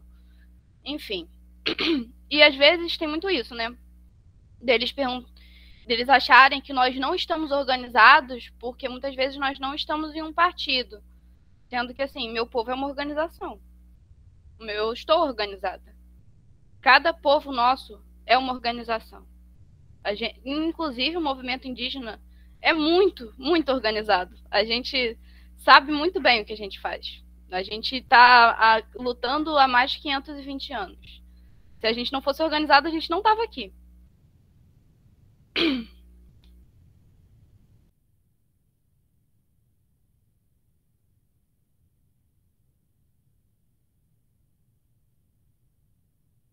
Uma outra coisa que é mais um comentário mesmo. Uma coisa assim que eu sinto falta, que em alguns partidos, em algumas organizações, eu acho que foca muito na luta urbana. Não acho que seja um problema focar na luta urbana, eu acho ela muito necessária. Só que eu acho que muitas vezes ele tá descolado, fica descolado da luta rural, da luta no campo, da luta em aldeia e quilombo. Eu acho que fica uma luta sem raiz. E as coisas que não têm raiz caem. Elas não têm força para continuar. Eu acho que uma coisa que falta nas lutas é enraizar mais na terra mesmo. Eu acho um pouco estranho algumas organizações que focam muito nessa luta, aí cita Marighella, Manual do Guerrilheiro Urbano, e esquece que no próprio livro do Marighella, do Manual do Guerrilheiro Urbano, ele fala que ele está se preparando ali para dar força para a luta rural, que é a luta onde as coisas andam, né? Onde as coisas começam. Então, eu acho que uma coisa a se pensar um pouco para algumas organizações é a parar de achar que só tem luta em quem está no urbano, de valorizar a luta rural.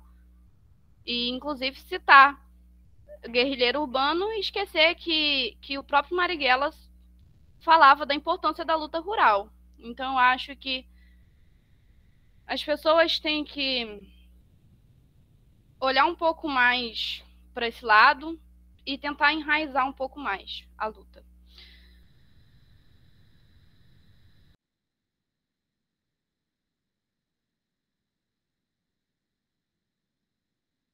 Mas, desculpa, Ju. Não, eu ia só fazer um comentário, porque eu lembrei que eu acho que foi o Gabriel que tinha perguntado como eu cheguei no coletivo e eu não respondi. Eu tinha esquecido, agora que eu lembrei. O coletivo Reflorestar, aqui na minha cidade, eu fundei ele. Aí eu cheguei assim. Eu fundei ele, atualmente nós não somos muitos, somos umas 50 pessoas. Enfim, e é isso, está em construção.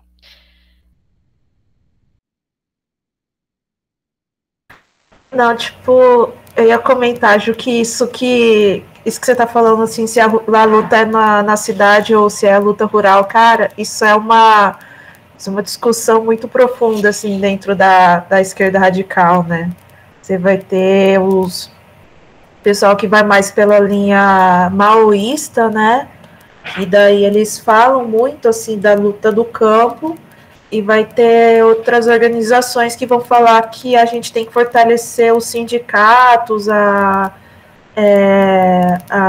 luta dentro do ambiente urbano, mas assim, isso daí, tipo, acho que é tão complexo, porque ao mesmo tempo que alguns militantes falam, tanto marxistas quanto anarquistas, assim, na esquerda radical como um todo, fala que o Brasil é um país industrializado, mas o Brasil é um país agrário também, né?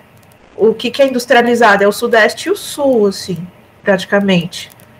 Tem um pouco no centro... Assim, tipo, tem indústrias em outros lugares, mas é ignorar que a gente é um país fortemente agrário exportador. A gente é tipo o celeiro do mundo, né? Tanto que até o Bozo lá falou na ONU, né, que o Brasil produz comida, não sei o que. O Brasil produz pra caramba alimentos de monocultura. Só que ele produz para exportação e deixa a população morrer, mas ele produz, né? Então, assim, metade da bancada apesar de a gente ter burguesia banqueira, né, as várias formas de burguesia, mais ou menos metade, até um pouco mais da metade da bancada do Congresso Nacional é ligada à burguesia ruralista, né, ao agronegócio. Então, eu não sei, eu também acho que é meio limitado falar que a gente tem que fortalecer a luta urbana, ignorando que a gente tem conflitos assim, né, tipo, ignorando que a gente é um país, sim, agrário exportador, a gente tem muitos conflitos, a gente é o quarto país que mais mata ambientalistas, mas assim, ninguém vai chegar no Gabriel que tá lá, ir lá para a casa dele e vai matar ele. Esperamos que não, ninguém vai chegar assim aqui em mim, que também estou em contexto urbano, e vai, tipo, me matar porque eu estou num coletivo ambientalista. Os ambientalistas que morrem são em conflito direto com a terra, são os povos originários e as populações do campo, e os quilombolas, e as quebradeiras de coco, a população do mangue, né? Então, tudo isso que a gente chama de lumpesinato e tal, né? Então, assim, esse povo, eu acho que em muitos aspectos eles são ignorados, sim. Eles são esquecidos por parcelas da esquerda radical que acham que só o povo, que ainda tem essa visão do trabalhador, aquele cara lá na fábrica, lá na metalurgia, assim, aquela pessoa específica, assim, né? Então ainda tem uma visão muito fechada do que é a classe trabalhadora, assim, né? Eu acho assim, eu discordo bastante dessa visão de que a gente tem que focar só na luta urbana, saca?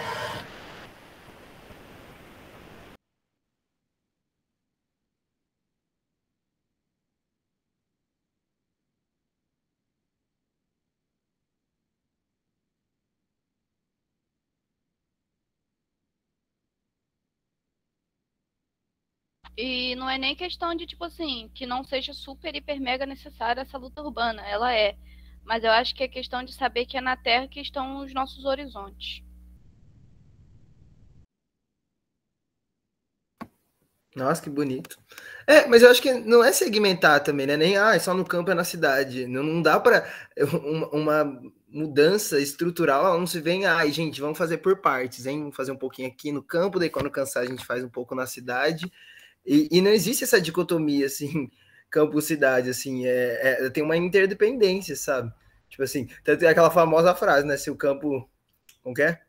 Se o campo não planta, a cidade não janta. Então, eu acho que é muito, na minha opinião, assim, eu não tô falando agora de bases teóricas, porque eu não tenho nenhuma base sobre essas questões de campo-cidade, nunca li nada, mas sobre opinião e de experiência, assim, ao longo de sei lá, de trabalhar também, já trabalhei em escola do campo, né, nos estágios da licenciatura, então, para mim é uma maneira, é um olhar ultrapassado, claro, são espaços que têm suas especificidades e como a Lívia e a Júlia trouxe, né, a questão da defesa pela terra, né, e o perigo que esse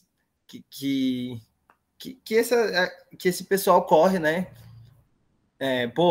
Se o pessoal mataram uma senhora, como fala? A Dorothy, esqueci o que ela era, uma missionária de 80 e poucos anos, sabe? O que eles não continuam sendo capazes de fazer? Mas para mim, separar esse espaço, campo, cidade, floresta, assim, eu acho um pouco perigoso, assim, eu acho uma visão um pouco mecanicista de como funcionam as coisas, sabe? Uma visão um pouco cartesiana, assim, tipo assim, que trata as coisas como um mecanismo. Se acontece aqui, desse jeito, vai acontecer em todo lugar, da mesma maneira. Enfim, é isso. Mas legal isso que você trouxe, Júlio. Lívia também. É que, assim, são lutas que têm que ser unidas, sim, mas o que acontece muito é que a cidade, ela muitas vezes, ela se pretende distanciar, porque a gente fala isso de não ser uma dicotomia, só que a cidade muitas vezes o próprio ideal de construção dele é de se distanciar do que é natural, né? Da forma como ela se estrutura, muitas vezes é de se distanciar do que é natural, de se distanciar do que é a floresta, de se distanciar do que é a natureza. Inclusive, sobre aquilo que a gente estava comentando, das coisas serem prontas, da descarga, não sabe para onde vai, você não sabe de onde veio o alimento que você está comendo, já é tudo higienizado, é tudo podado. Se tiver natureza na cidade, ela é podada, ela tem que ter um formato determinado. Então, mesmo o que é natural na cidade, tenta não ser. Então, eu acho que quem está no rural muitas vezes não tem essa ideia de, tipo, se distanciar do urbano, mas que o urbano tem essa ideia de se distanciar do rural. Então, eu acho que a gente também tem que estar atento a isso para não naturalizar essa lógica da cidade como se ela fosse normal. De tipo, ela é só mais uma, porque não é. Ela se pretende, ela é intencionalmente antinatural, ela caminha no sentido contrário, porque ela tem essa ideia ocidental, iluminista, de limpeza mesmo, de tipo, como se o que fosse limpo e iluminado e sábio e racional fosse tudo que caminha contra a natureza.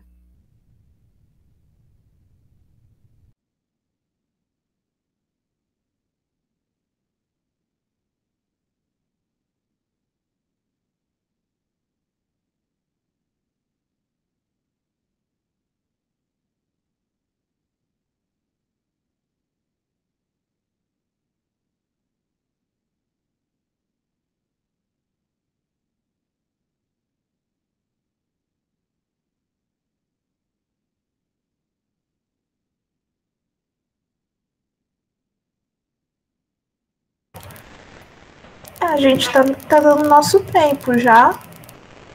Não sei se vocês quiserem conversar mais alguma coisa, assim. Dá pra ficar horas aqui, mas não ficar muito cansativo.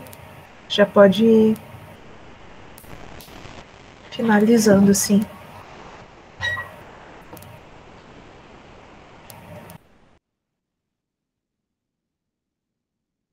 Bom, eu vou ter que sair mesmo porque eu não tô achando minha bateria o carregador do notebook. Mas eu queria falar assim, primeiro, agradecer mais uma vez a Júlia por a disponibilidade, por compartilhar as experiências, as lutas dela e trazer uma visão totalmente diferente, né? Uma percepção e até maneiras diferentes de se organizar que acrescenta muito. E também eu acho que ficou bem mais legal esse jeito também dialógico, sabe? Tipo assim, não aula, palestra expositiva, assim, eu acho que não sei se sempre vai funcionar, mas hoje eu achei interessante, assim, do que a gente só ficar ouvindo, daí no final sobra um tempinho, porque sua cabeça já tá, né, mostra um monte de coisa que veio e acaba perdendo também esse filme. Mas é isso, agradecer a Lívia também por ter conseguido, e é isso, por mais espaços, assim, a Júlia mesmo falou nomes bem legais, assim, de amigos e amigas, né, que também estão produzindo coisas muito interessantes, então, sei lá, de a gente não ser um espaço só esse, sabe? A gente criar outros para seguir conversando sobre essas questões de anticolonialismo e uma perspectiva indígena e outras também. E é isso, obrigado.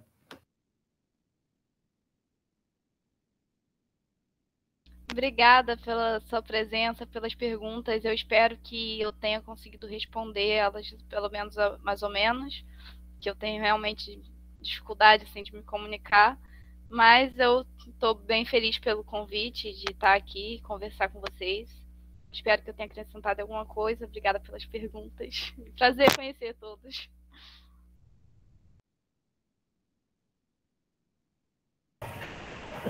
Não, Ju, a gente que agradece, assim, a gente estava ansioso por esse encontro, sim, a gente já vem se falando, assim, no WhatsApp, assim, há algum tempo, tentando juntar, mas é isso que, tipo, eu acho que é gostoso, assim, fazer essa conversa, assim, fazer essa troca, né, a luta também é troca, assim, e